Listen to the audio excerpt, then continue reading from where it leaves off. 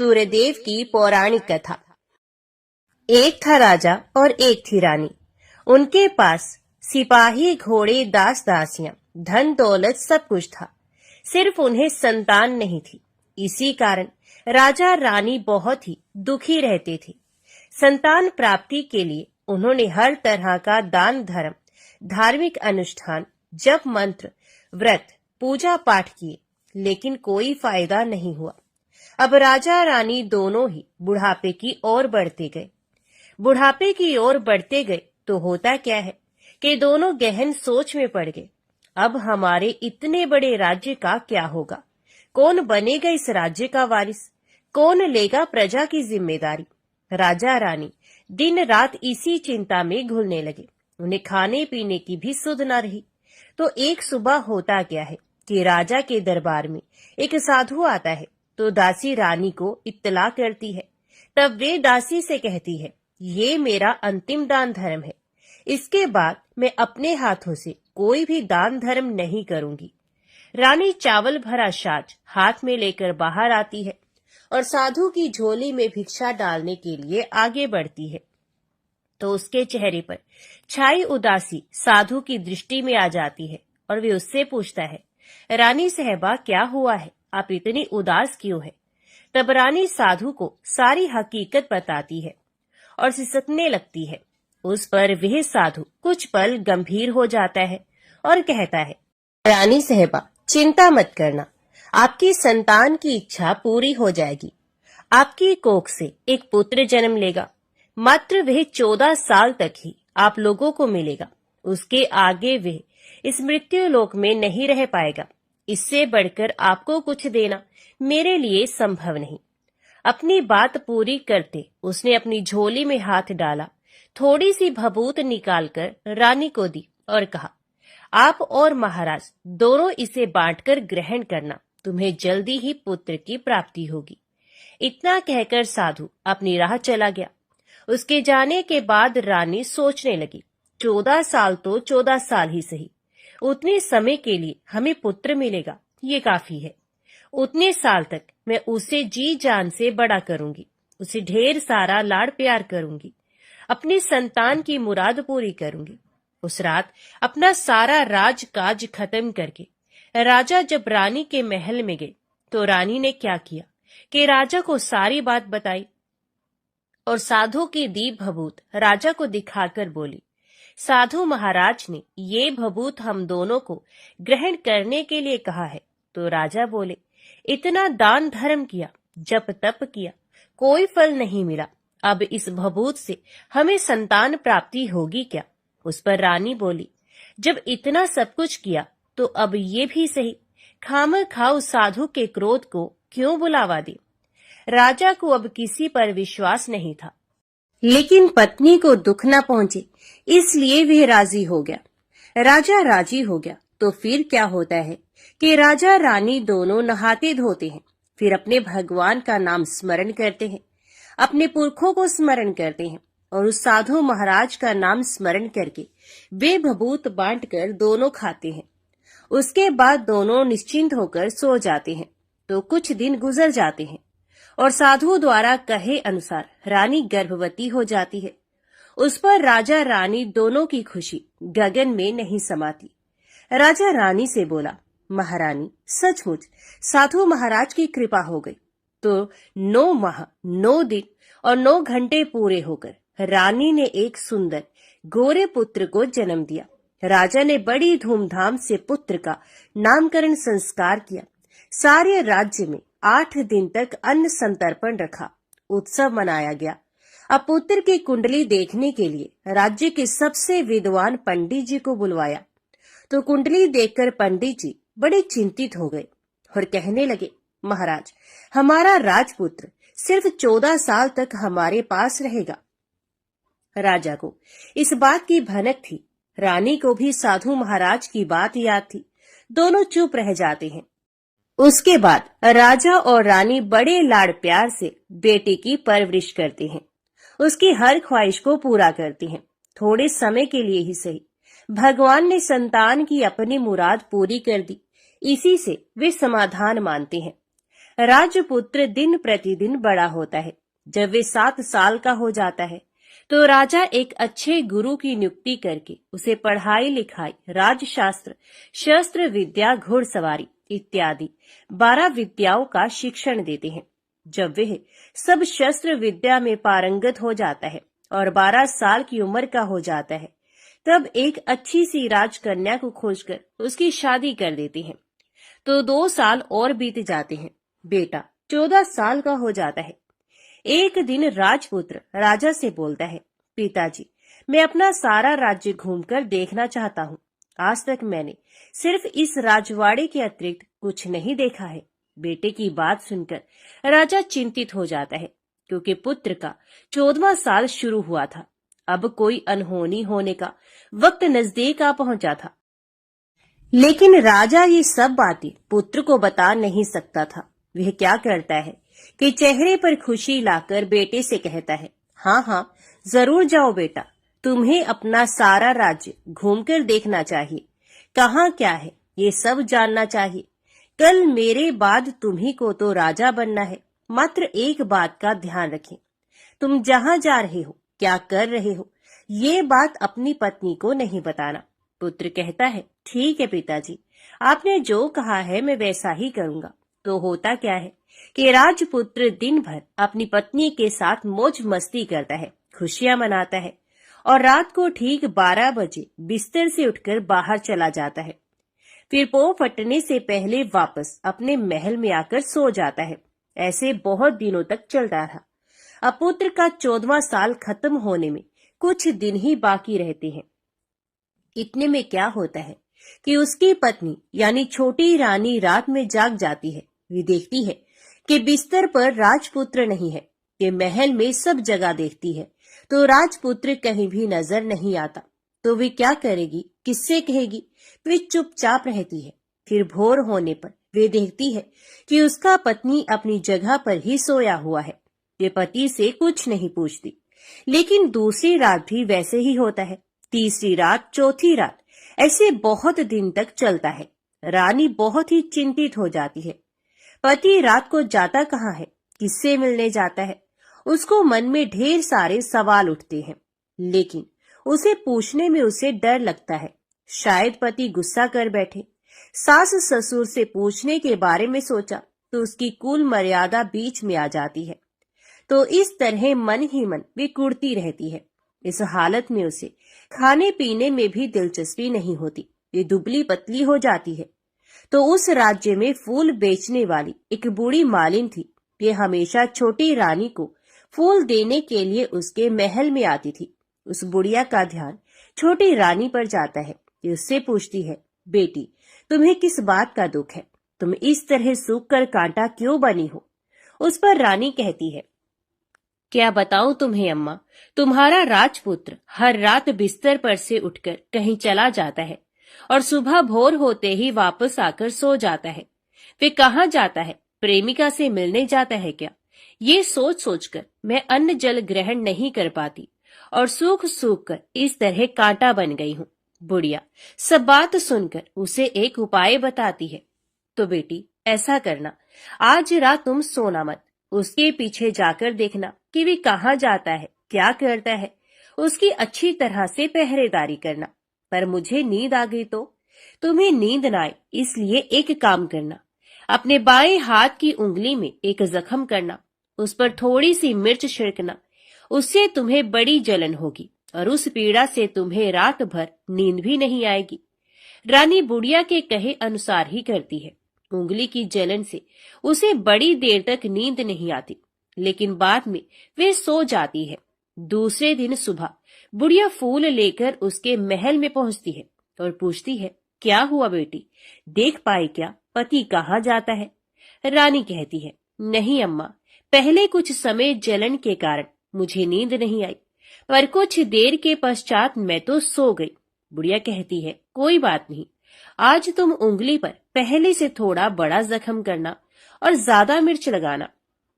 तो रानी वैसे ही करती है, परंतु वे सिर्फ पति के बिस्तर से उठकर बाहर निकलते वक्त तक जाग पाई। वे उसके पीछे नहीं जा सकी, क्योंकि उसकी आंखें उस समय तक मुंद गई थी। दूसरे दिन सुबह बुढ़िया फिर आती है तो उसने पूछने से पहले ही रानी रोकर कहती है, अम्मा, मैं आज भी उनकी पहरेदारी ठीक तरह से नहीं कर पाई। बुढ़िया कहती है, रोना नहीं बेटी, सब कुछ ठीक हो जाएगा। तुम आज रात जख्म और बड़ा करना और उस पर ज्यादा मिर्च लगाना, और एक काम करना, वे जब जाने के लिए निकलता है तो उसका रास्ता रोकना। बुढ़िया ने जैसा बताया रानी वैसा ही करती है। आज रात उसे नींद नहीं आती। पति रात 12 बजे बिस्तर से उठकर जब महल से निकलने के लिए चलने लगता है तो वह बुढ़िया ने जैसे बताया वैसे ही करती है। दौड़कर जाकर पति का रास्ता रोकती है और कहती है, कहाँ जा रहे हो, किससे मिलने जा रहे हो, मुझे सब बताओ। राजपुत्र उसे समझाने की बहुत कोशिश करता है। देखो, अगर मैंने तुम्हें वह बताया तो मैं तुम्हें दोबारा नहीं मिल पाऊंगा। कोई बात नहीं, ना मिल पाओ, लेकिन आप रात के समय कहाँ जाते हो ये मुझे पहले बता दीजिए। राजपुत्र निरुपाय हो जाता है। पत्नी की जिद के आगे उसकी एक नहीं चल पाती। ठीक उसी समय उसका 14वां साल खत्म होकर 15वां साल लगने वाला था। जो होता है वह हो जाने दो, वे सोचता है, और कुछ चावल मंत्रों से सिद्ध करके पत्नी को देकर कहता है, इन चावलों के दानों को दोनों हाथों की मुट्ठी में पकड़ना। पहले दाएं हाथ में पकड़े चावल मेरे ऊपर फेंकना, मैं कौन हूं तुम्हें पता चल जाएगा। बाद में बाएं हाथ में पकड़े चावल मेरे ऊपर फेंकना, मैं जैसा था तुम्हें मिल जाऊंगा। लेकिन यदि तुम बाएं हाथ के चावल मेरे ऊपर फेंकना भूल गई तो मैं तुम्हें कभी नहीं मिल पाऊंगा। रानी ने कहा, नहीं भूलूंगी।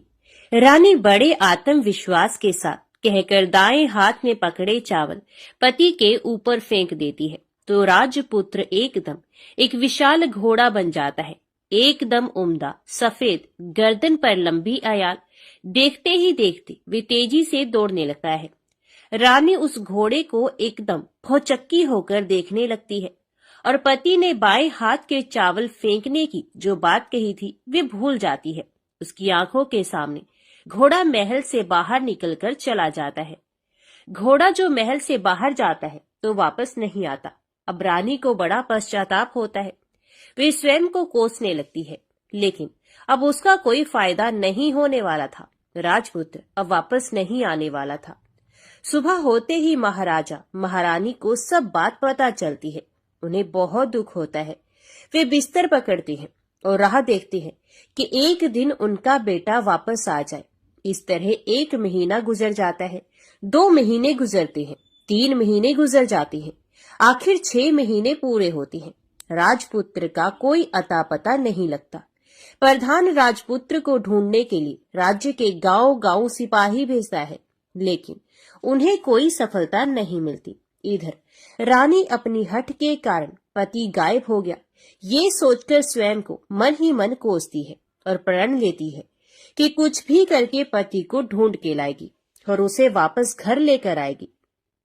एक दिन वे सुबह उठकर सास ससुर के महल में जाती है और कहती है कि मैं अपने पति की खोज में जा रही हूँ। महाराजा महारानी को और क्या चाहिए था, कुछ भी करके उनको बेटा उन्हें वापस मिलना चाहिए था।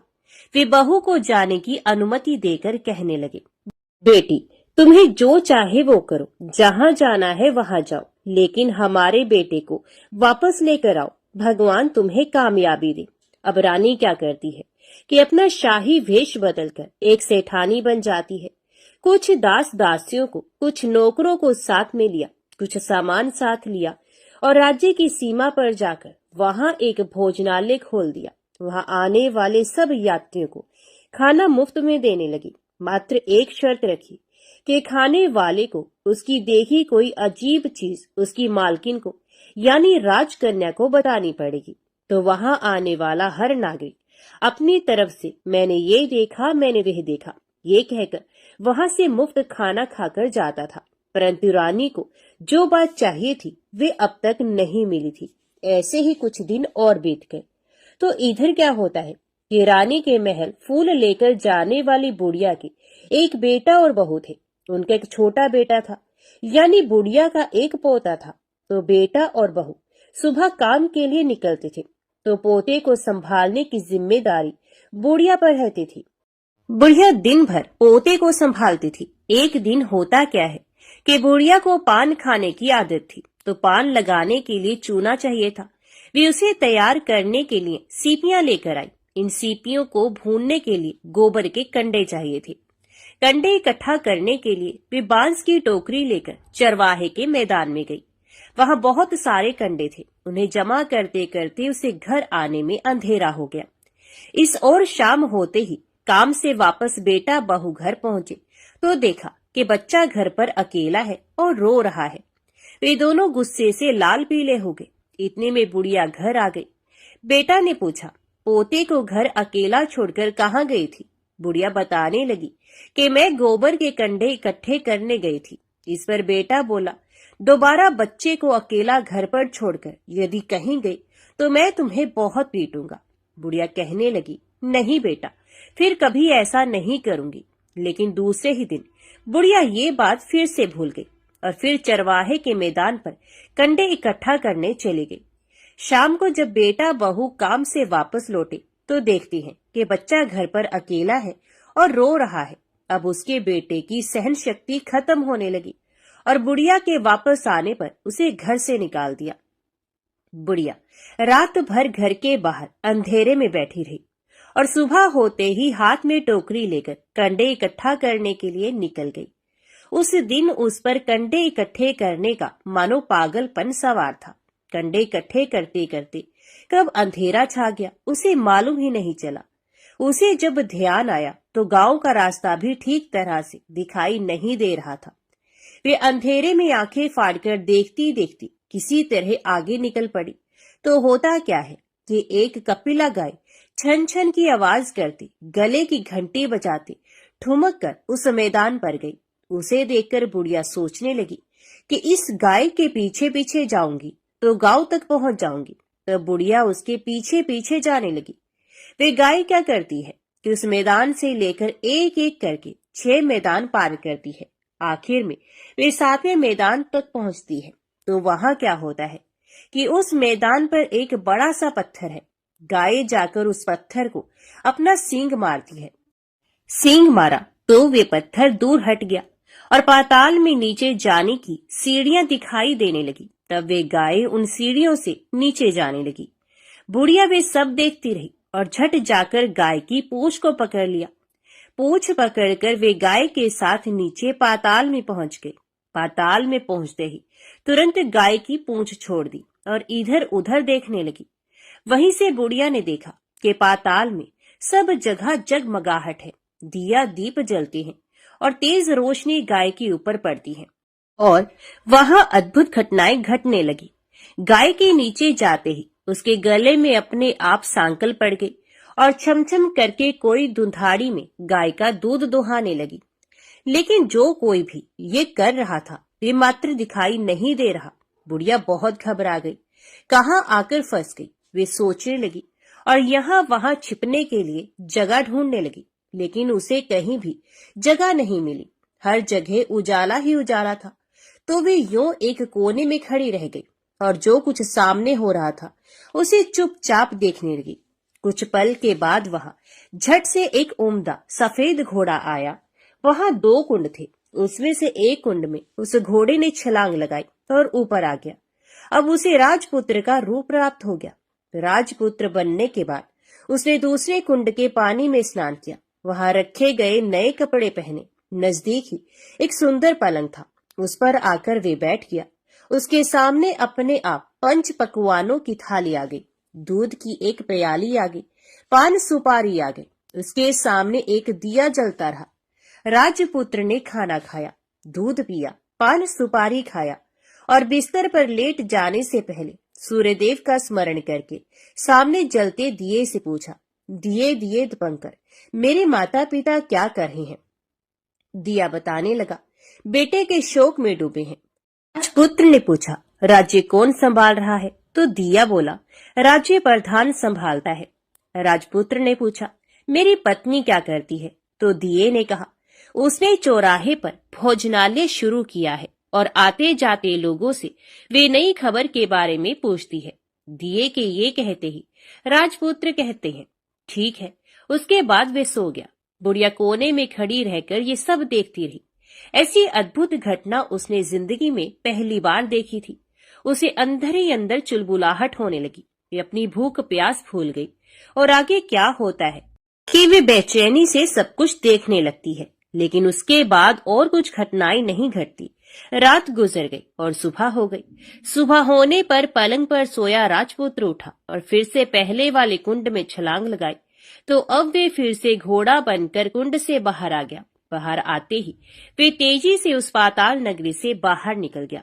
लेकिन वे कहाँ गया, बुढ़िया को कुछ पता नहीं चला। उसके बाद पिछली रात की तरह कोई उस गाय का छमछम करके दूध दोहने लगा। जैसे ही दूध दोहाना खत्म हुआ, उसके गले की सांकल अपने आप खुल गई और वह गाय तेजी से ऊपर जाने वाली सीढ़ियों की ओर भागने लगी। गाय को दौड़ते देखकर बुढ़िया सोचने लगी, अब गाय के साथ यहाँ से ऊपर जाना ही समझदारी है, नहीं तो कोई मुसीबत आकर मेरे ऊपर टपक जाएगी। झट से उसने गाय की पूंछ पकड़ ली और गाय के साथ ऊपर आ गई। गाय जब ऊपर मैदान में पहुंची तो उस सुरंग का रास्ता अपने आप बंद हो गया और उसके मुंह पर एक बड़ा सा पत्थर पूर्वत खड़ा हो गया। ऊपर आकर वह गाय जंगल की ओर निकल गई तो इधर बुढ़िया एकदम बावली सी गई। उसने पाताल नगरी में जो कुछ देखा वे जल्द से जल्द किसी को बताने के लिए उतावली हो उठी। उसे एकदम याद आया कि नगर की सीमा पर कोई औरत भोजनालय चलाती है और नई बात बताने वाले को अच्छा खाना पीना मुफ्त में देती है। और वे सोचने लगी, क्यों ना मैं ये बात उस औरत को जाकर बताऊं। यदि उसे ये बात पसंद आ गई तो बाकी जीवन खाने पीने की झंझट से मुक्ति मिलेगी। बुढ़िया ने मन में तय किया और तुरंत उस भोजनालय के द्वार पर टंगे नगाड़े के सामने खड़ी हो गई और जोर जोर से नगाड़ा बजाना शुरू कर दिया। नगाड़े का इस तरह शोर सुनकर मालकिन यानी कि छोटी रानी मन में प्रसन्न हो जाती है कि शायद कोई बड़ी बात लेकर यहाँ आया है। रानी सिपाहियों को आदेश देती है, जाइए और जो कोई आया है उसकी अच्छी खातिरदारी कीजिए। आदेश पाते ही सिपाही नीचे दौड़ गए तो एक बुढ़िया नगाड़ा बजा रही थी। उन्होंने पूछा, क्यों री बुढ़िया, क्या हुआ, क्यों नगाड़ा बजा रही हो? तो बुढ़िया बोली, कुछ नहीं बेटा, यहाँ खाना मिलता है ना, इसलिए आई हूँ। खाना चाहिए, मिलेगा, लेकिन तुझे कोई बात बतानी पड़ेगी। हाँ बताऊंगी, एक बात मालूम है मुझे। इस पर सिपाही उसे अंदर लेकर आए। उनको मालकिन का आदेश था कि जो कोई बूढ़ा बुजुर्ग वहां आए उनके साथ अच्छी तरह पेश आना, उनका अच्छा आदर सत्कार करना। तो सिपाही ने उस बुढ़िया का भरपूर आदर आतिथ्य किया। उसे बड़ी सी थाली भरकर व्यंजन परोसती है। बुढ़िया कुछ दिनों से भूखी थी, ये खाने पर टूट पड़ी। खाना खाने के बाद सिपाही ने उसे नई साड़ी पहनने को दी। उसके बाद उसे लेकर रानी के पास आए। बुढ़िया और रानी ने तुरंत एक दूसरे को पहचान लिया। बुढ़िया बोली, बेटी तुम, और रानी बोली, अम्मा तुम। बड़ी देर तक दोनों भांति भांति की बातें करती रही। आखिर कुंवरनी बुढ़िया से कहने लगी, अम्मा अब बताओ तुमने क्या नई बात देखी है? नई बात? मैंने कोई नई बात नहीं देखी है। वे तो मेरे पास तुम्हें देने के लिए खाने के पैसे नहीं थे, इसलिए मैंने झूठ कहा और नगाड़ा बजाया। रानी ने कहा, अम्मा घबराना नहीं, मैं किसी को तुम्हारा नाम नहीं बताऊंगी। फिर भी बुढ़िया मैंने क्या देखा, कब देखा करके आनाकानी करने लगी। इस पर रानी ने उससे कहा, देखो अम्मा, यदि तुमने मुझे वह नई बात बताई तो जिंदगी भर मैं तुम्हारी देखभाल करूंगी, तुम्हें रानी माता की तरह रखूंगी। अब बुढ़िया बताने को तैयार हो गई। उसने जो कुछ उस चारगाह वाले मैदान पर देखा था वे सब कुछ रानी को बता दिया। बुढ़िया की ये बातें सुनकर रानी को यकीन हो गया कि वह राजपुत्र उसी का पति है। वे तुरंत बुढ़िया से कहने लगी, अम्मा मुझे उस जगह पर ले चलो। नहीं बेटी, वे पाताल राज्य है, सांप है। यदि किसी ने तुम्हें देख लिया तो तुम्हारी जान खतरे में पड़ सकती है। लेकिन रानी उसकी एक भी नहीं सुनती, उसे उस जगह ले जाने के लिए हठ करने लगती है। आखिर में बुढ़िया ने उसका कहना मान लिया और कहने लगी, ठीक है, मैं तुम्हें वहां लेकर चलती हूँ, पर आज नहीं कल। वहां जाना है तो शाम को ही जाना होगा। तो दूसरे दिन दोपहर को रानी बुढ़िया के साथ उस मैदान पर गई और एक जगह छुपकर गाय के आने की राह देखने लगी। दिन ढलते ही अंधेरा घेरने लग गया और गाय हमेशा की तरह वहां आ गई। मैदान के उस कोने में जाकर उसने पत्थर पर सींग मारा तो झट से पत्थर हटकर वहां सुरंग में जाने का रास्ता खुल गया। गाय उस रास्ते से नीचे उतरने लगी तो बुढ़िया रानी से कहने लगी, जल्दी आगे बढ़ो बिटिया, हम गाय की पूंछ पकड़कर नीचे उतरेंगे। तो दोनों गाय की पूंछ पकड़कर नीचे उतर गई। बुढ़िया पहले जिस कोने में छिपी थी उस कोने में छिप गई। अब नीचे सब कुछ पहले जैसा घटित हो रहा था। गाय के गले में अपने आप सांकल पड़ गई। कोई अदृश्य रूप से उसका दूध दोहने लगा। एक सफेद उम्दा घोड़े ने आकर एक कुंड में छलांग लगाई तो राजपुत्र के रूप में ऊपर आया। ये राजपुत्र दूसरे कुंड में नहाने लगा। बाद में उसके सामने खाने की थाली आ गई, दूध की प्याली आ गई, पान बीड़ा आ गया। राजपुत्र सब ग्रहण करके सोने के लिए पलंग पर गया तो सोने से पहले सूर्यदेव का स्मरण करके वे दिए से पूछने लगा, दिए दिए दीपंकर, मेरे माता पिता क्या कर रहे हैं? तो दिया कुछ जवाब नहीं देता बल्कि वे बुझने लगता है। तब राजपुत्र को कुछ अघटित हुआ है इसका संदेह हो गया है। वे उदास हो गया है और जो कुछ हुआ है वे हो जाने दो ऐसा सोचकर सोने के लिए बिस्तर पर लेट गया। अब रानी का संयम छूट गया। वे दौड़कर पति के पास गई और उसके पैर पकड़ने के लिए आगे बढ़ने लगी। राजपुत्र तुरंत ही पत्नी को पहचान गया और वे झट से पीछे हट गया और चिल्लाने लगा, नहीं नहीं, मुझे मत छूना, सर्वनाश हो जाएगा। रानी दोनों हाथ जोड़कर पति से अपनी भूल स्वीकार करने लगी। स्वामी, मुझसे भूल हो गई। मुझे आपसे नहीं पूछना चाहिए था कि आप रात को कहाँ जाते हो। मैं अपनी भूल स्वीकार करती हूँ। मुझे मेरी भूल की सजा मिल गई है। अब आप घर चले।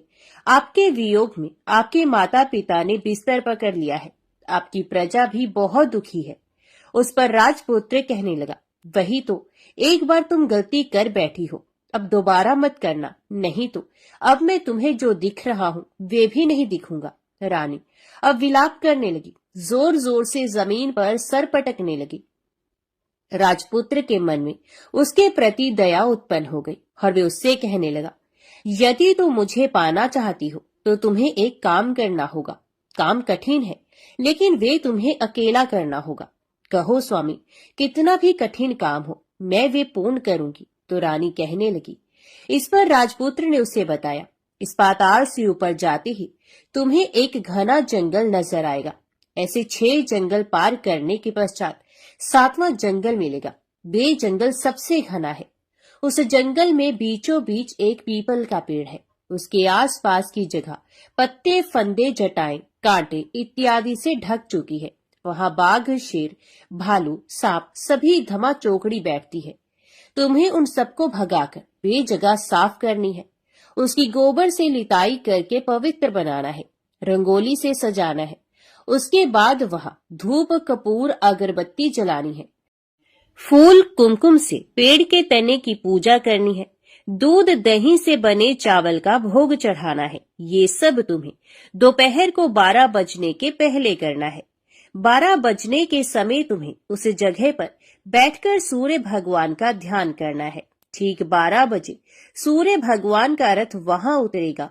वे सब देखकर खुश हो जाएंगे और कहेंगे, जिस किसी ने ये सब किया है उसे मैं मनचाहा फल दूंगा। तो तुम सामने जाकर उसके रथ का दाहिना घोड़ा मांगना, मैं तुम्हें मिल जाऊंगा। इतनी बात कहकर राजपुत्र अपने पलंग पर सो गया और छोटी रानी भोर होने की राह देखने लगी। भोर होते ही वे बुढ़िया के साथ गाय की पूंछ पकड़कर ऊपर आ गई। ऊपर आने के बाद वे बुढ़िया से कहने लगी, अम्मा, अब मैं अकेले ही आगे जाऊंगी, तुम भोजनालय वापस जाओ।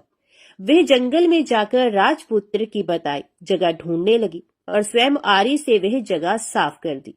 बाद में राजपुत्र ने जैसे बताया वैसे लिपाई पोताई करके वापस आ गई।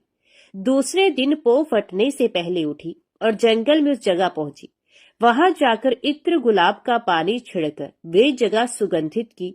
धूप, अगरबत्ती जलाकर उसे पवित्र किया और पूजा की। सब सामग्री वहां तैयार रखकर सूर्य भगवान का ध्यान करने बैठ गई।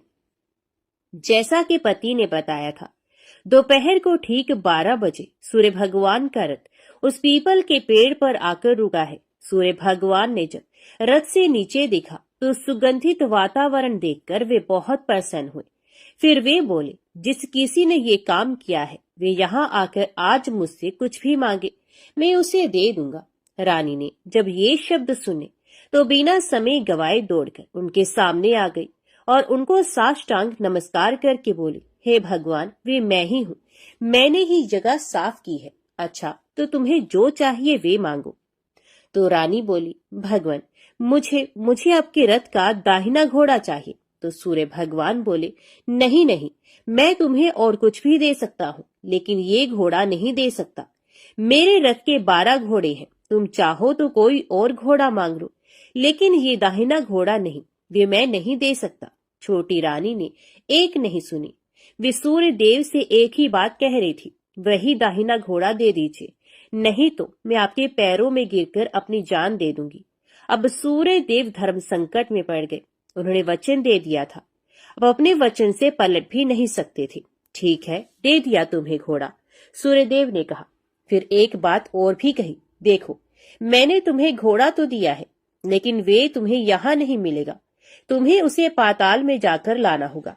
रानी बोली, पाताल में ही क्या भगवान, मैं उन्हें पाने के लिए कहीं भी जा सकती हूँ। रानी को वचन देकर सूर्यदेव अपने मार्ग पर चले गए और इधर रानी जंगल से अपने भोजनालय में आ गई। फिर वह बुढ़िया को लेकर उस मैदान पर आ गई। जल्दी ही शाम हो गई। शाम होते ही वहां वे गाय आ गई और उसने सींग मारकर सुरंग का पत्थर हटा दिया तथा नीचे उतरने लगी। रानी और बुढ़िया जल्दी जल्दी उसकी पूंछ पकड़कर नीचे उतरी। नीचे पाताल में सब घटनाएं पहले की तरह ही घटने लगी।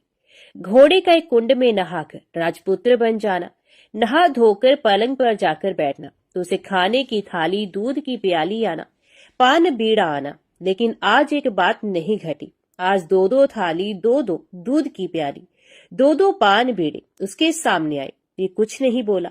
अपने हिस्से की थाली खाकर, दूध पीकर और पान बीड़ा चबाकर वे सोने चला गया और हमेशा की तरह दिए से पूछने लगा, दिए दिए दीपंकर, मेरे माता पिता क्या करते हैं? दिए ने बताया, वे दोनों तुम्हारे शोक में मरने की स्थिति में पहुंच गए हैं। ऐसा झट से उसकी आंखों में आंसू टपकने लगे। फिर वे पूछने लगा, दिए दिए दीपंकर, मेरा राज्य कौन चला रहा है? दिए ने कहा, तुम्हारा राज्य प्रधान चला रहा है और वे सब कुछ हड़प कर चुका है। वे प्रजा पर बहुत अत्याचार कर रहा है। सुनकर राजपुत्र को बहुत गुस्सा आया। वे गुस्से से अपनी मुट्ठी भींचने लगा। अब वे पूछने लगा, दिए दिए दीपंकर, मेरी पत्नी क्या कर रही है? तब दिया कुछ ना बोला और चुप रहा। अब रानी का स्वयं जवाब दे गया। वे दौड़कर पति के गले लगे। राजपुत्र कहने लगा, अब मैं तुम्हें मिल गया। रानी ने कहा, सच कहते हो, अब आप फिर से घोड़ा तो नहीं बनोगे ना? राजकुमार ने कहा, नहीं, दोबारा घोड़ा नहीं बनूंगा। तुमने जो इतने सारे कष्ट उठाए हैं मुझे पाने के लिए, इसलिए सूर्य देव ने मुझे सदा के लिए घोड़े के जन्म से मुक्त कर दिया है। राजपुत्र ने बड़े प्यार से कहा और उसे गले लगा लिया। उसके आंसू पहुंचे। कुछ देर के पश्चात भोर हो गई तो गाय की श्रृंखला टूटकर वे ऊपर भूलोक जाने लगी। रानी, राजपुत्र और बुढ़िया उसकी पूंछ पकड़कर ऊपर आ गई। ऊपर आने पर वे सीधे भोजनालय में पहुंचे। वहां का सब सामान लोगों में बांट दिया और उसको ताला लगाकर अपने राज्य में लौट गए। राजपुत्र वापस आता और उसके तेवर देखकर प्रधान घबरा गया। राजपुत्र ने उसे बंदी बनाकर कैद खाने में डाल दिया और राज्य की वागडोर अपने हाथ में ले ली। उसके बाद वह अपने माता पिता को मिलने उनके महल में गया। तब राजपुत्र क्या देखता है कि उसके माता पिता उसके शोक में अस्थि पंजर बन गए हैं। पुत्र को वापस आया देखकर मरणासन राजा रानी की आंखों से टप टप आंसू बहने लगे। इन दोनों ने पुत्र को गले लगाया, उसे प्यार से सहलाया। इतना होने के बाद उनकी सेहत में एकदम सुधार आने लगा। वे अब बिस्तर से उठकर बैठ गए हैं, पुत्र को आशीष देने लगे हैं। राजपुत्र के आने की खबर तुरंत राज्य भर में फैल गई। प्रजा खुशी से फूली नहीं समाई। प्रजाजन राजमहल के सामने इकट्ठे हो गए। राजपुत्र ने भी उन्हें दर्शन दिए और आज से उन्हें कोई दुख नहीं पहुंचाएगा, ऐसा वचन भी दिया। अब राजा अपने पुत्र का राज्य अभिषेक करके उसे सिंहासन पर बिठाता है और बहू को महारानी का दर्जा देता है और स्वयं अपनी पत्नी के साथ ईश्वर स्मरण करते खुशी से दिन बिताता है। महाराजा बना राजपुत्र, अच्छी तरह से राज्य चलाने लगा और अपनी पत्नी के साथ सुख शांति से जीवन बिताने लगा।